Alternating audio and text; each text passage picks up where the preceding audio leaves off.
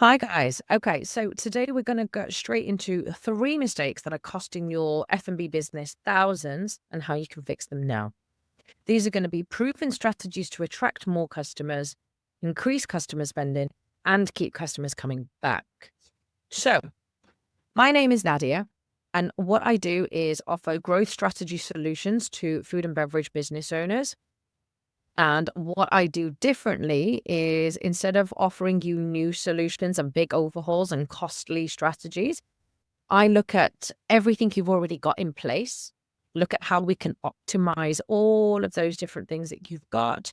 And then we look at areas which you could be leaking profits as well and fix those leaks.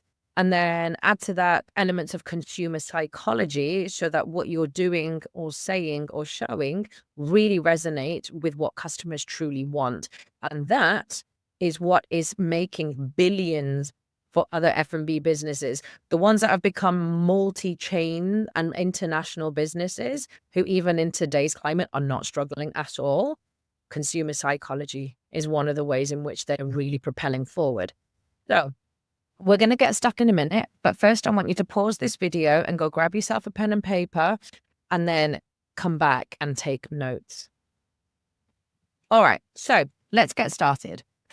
Are you finding that these mistakes are costing you a lot of money?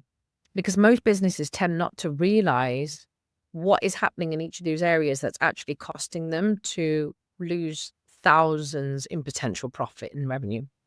One is customers dropping off. So not realizing customers are dropping off or why. Missed opportunities for upsells. So just having your menu as it is, but not actually utilizing that to really push for more sales. And then poor customer retention, either poor strategies or a lack of strategy to bring customers back. What we'll do is we're going to cover those three areas today, and you'll walk away with strategies that will help you, A, fix things in those areas, and B, get more money coming in. All right, so mistake number one is that your menu is not driving profit. This is a huge one because if your menu is performing really well, your business has uncapped potential. If your menu is not performing well, your business is potentially at risk of shutting down for good. So let's cover a couple of key things you can do to really have a massive impact. One is don't have an overcomplicated menu. I often see businesses trying to increase the number of items on their menu with the hope that they are appealing to a wider audience and therefore being able to attract more customers. And it's wrong and it doesn't work. Too many choices on a menu lead to a couple of issues. One, it's going to cost you a lot more because you'll need to have a lot more ingredients in stock. Two, too many choices leads to a cognitive overload. Customers then end up feeling like they're just not sure that they've made the right choice. If you've got 100 dishes on your menu, they're going to think that there was a 1 in 100 chance of them picking the right dish. And so their actual satisfaction when they eat that dish is far lower than if that dish had been one of 8 dishes on your menu. Psychologically, it's scientifically proven. And then also it reduces your sales because customers then are hesitant. They just don't feel confident in ordering. And that is more prevalent in businesses that have a lot of different types of food on one menu, because then you think, I don't really know what you specialize in, which means there's probably going to be nothing special in what I order. So that's something to think about. Number two, again, a massive one, but easy to fix, is not having your most highly profitable items strategically placed on your menu where your customers' eyes are naturally drawn. So it actually goes in like a Z shape. So you're looking at the top right corner, then the center, and then the bottom left corner. And to add even more impact and more focus, try putting boxes around those or using chef's hat icon, for example, or write things like customer favorites, specials, most popular, because customers trust the opinion of others. So if it's coming from the chef, if it's that many other people are buying it, the customer's recommending it, then it means it must be a good choice. So it will draw more people to order those items, but also satisfaction is increased because now it's a trusted, recommended option to choose from. You've guided them and they trust your recommendation. So the overall satisfaction also increases as well. And then you've got missed opportunities, mainly with add-ons and upselling. So add-ons are quite easy to put onto your menu. Look at things that go with that. For example, if it's a burger, add cheese, bacon, eggs, or upsize your order from a medium to a large for only X amount of money. Or you could have this item pairs well with this wine or this sauce, or add, for example, truffle mayo to your fries. These all work quite well on your menu. But also, if you've got your staff knowing how to follow upsell strategies as well. So rather than saying, do you want extra this, extra that? Because then to customers, it's an extra spend in their mind. You want to guide them naturally to what complements them. So the way that you present it is that you're offering certain products in favor of your customers' preferences, something that complements what they are interested in ordering.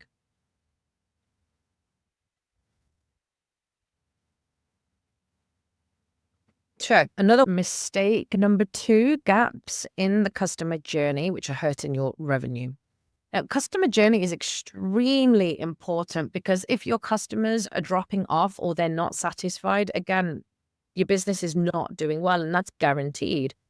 However, if you look at that customer journey, pinpoint where you're having the drop-offs, look at everything that you're offering your customers from their perspective and how smooth it is, and it will really add to your bottom line significantly. Customers want a good experience more than they want good tasting food. If they have to choose between the two, it's usually the experience. If the experience was outstanding, food was average, they're happy. If the food was outstanding, but everything about the experience was awful, they're not coming back. Confusing booking systems, confusing ordering systems, things that are a bit glitchy, they're not working very well. Those things, what they do is they will stop customers from ordering from you. It will leave a bad first impression in their mouths, but also customers will then end up going to your competitors. That's the last thing that you want. Inconsistent experience is also a key one. Customers don't like that because inconsistency means I'm not sure what I'm getting. Now, I'm sure you can resonate with this, but you would never spend money on something feeling like you're not sure what you're getting. You just don't do it. When you spend money, you're sure that you know what to expect. Otherwise, you don't, right? That's a really important thing to consider. Another one is lack of follow-ups. If you've had customers coming in from your social media or your Google business or email marketing, and then they come in and they leave and you don't even thank them for their visit or offer them some sort of reason to come back, that also results in drop-offs because at the moment, customer retention and loyalty has dropped significantly because customers have got lower budgets. They've got to think 2 or 3 times about where they want to spend it. And they would rather be able to try new experience for the sake of feeling that they're getting more for their money than to go back to the same place. You're only going to go back to the same place if the experience is good, the consistency is there. They know exactly what to expect and they've enjoyed their experience. They know they're going to come back and enjoy it again. So why take the risk of trying something new that might not be as good? The customer service might not be as amazing as your place. And you need to make sure that's how you are positioning yourself in their mind. Mistake number 3, another way where you're losing customers without realizing it, again, adding on from the previous one, is a lack of loyalty incentives.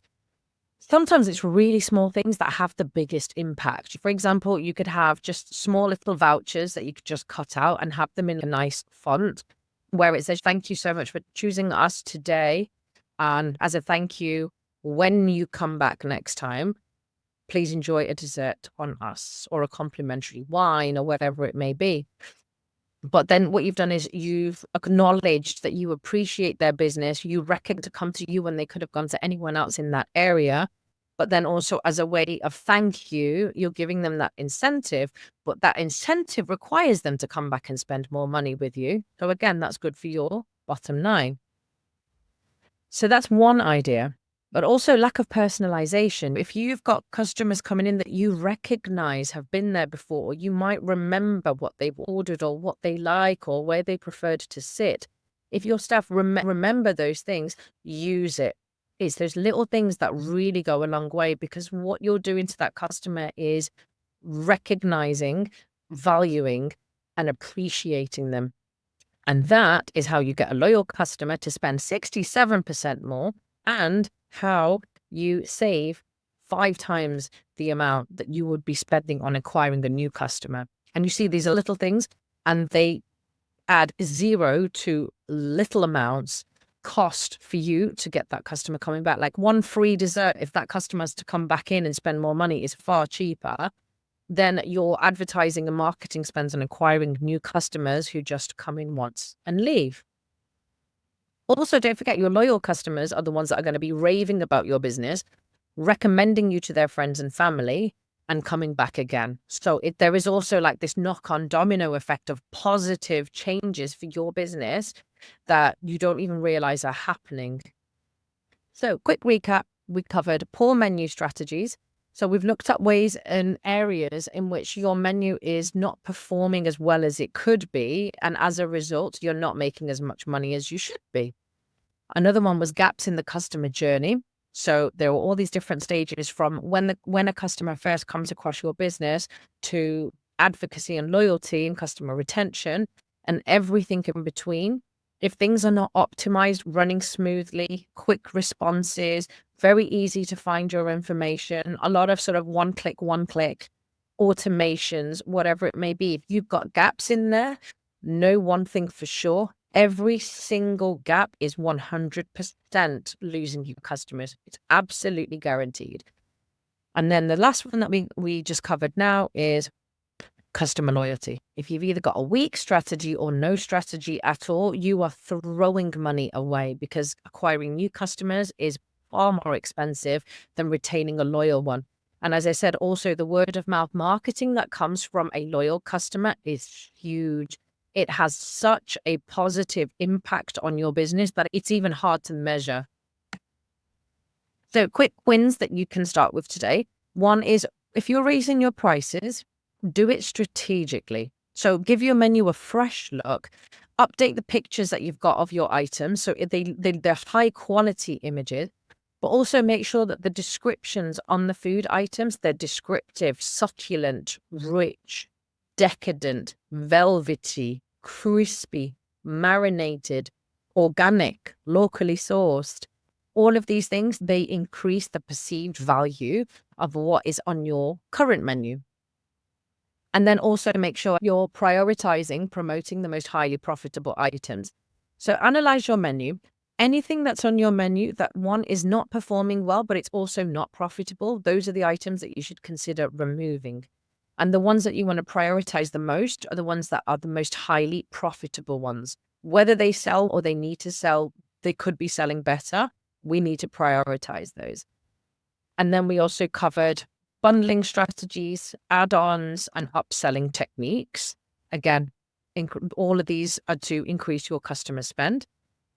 Another important thing to think about is user-generated content. People trust people. If you've got customers who are really happy about your business, they're leaving a good review, they're tagging your business in pictures that they've shared on social media platform, incentivize that. Boost it. Have a periodic competition where you say, take pictures of your meal and post them on social media and tag it. And the one that gets the highest number of likes or views will invite you in for a complimentary meal on us. So encourage it. And then if you've got people that are posting pictures regularly by doing that, it picks up the momentum, because then it's like, hey, if everyone's checking out this business and going there and having a nice time, I want to do that too. So there's a lot of psychological elements that come into play with all of these things that I'm showing you how to do. So I really hope that you found this helpful.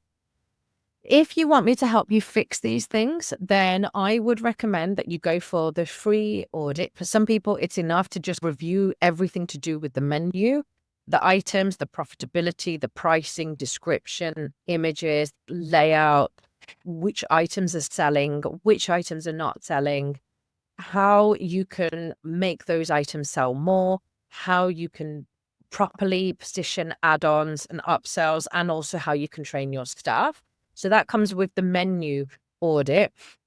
The other one is a full audit from A to Z. So we'll look at your customer journey. So where customers are finding out about your business, what is coming into play in the consideration stage, what makes them decide whether to choose you over your competitor, the actual spend, what are they spending and how can we increase it?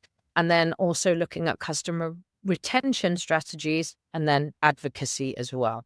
So click the link here in the video. I will also paste it down in the comments. Sign up for a free audit. And then from there, we'll set up a call and we'll identify those key areas where your business is specifically losing money or wasting money or not making enough money. Either way, I want to make sure you've got more money coming into your business. And if you do decide to work with me, I also offer a 100% money back guarantee. If you implement my strategies and you find that they didn't offer a significant improvement in your business in just 3 months, if you don't see a significant improvement, I will give you your full money back. And that's if you decide to work with me. If you don't decide to work with me, at least let the mini audit just give you a few key takeaways of things that you can improve yourself. So I only offer 5 slots every week because I want to make sure that I can focus my full attention on each business that I'm dealing with. So do act quickly. Either drop me a message in the comments or better yet, just go directly on that link and go ahead and book yourself in for a mini audit before someone else does. Thank you so much for joining. I really hope that you found a lot of value in today's session. If you let me know what areas you are interested in getting more information on, I will try and make an effort to prioritize that in my upcoming videos. So please hit the subscribe button because then that will help me also present my video to other businesses like yourself who also could do with that extra bit of help. And thank you so much for your time. I appreciate it.